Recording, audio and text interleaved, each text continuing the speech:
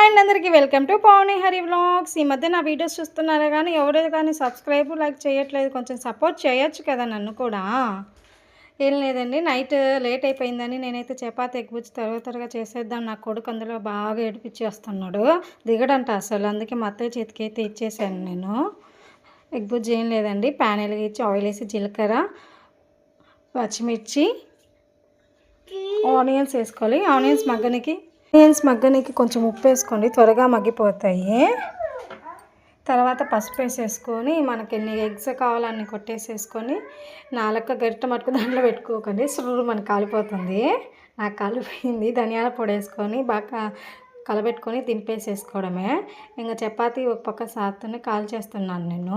చపాతీ కూడా నాకు తొందర ఎక్కువైపోయింది, టైం అయిపోతుందని, అందుకే అది కూడా కాలిపోయింది. నాకేం కాల్చుకోవకండి.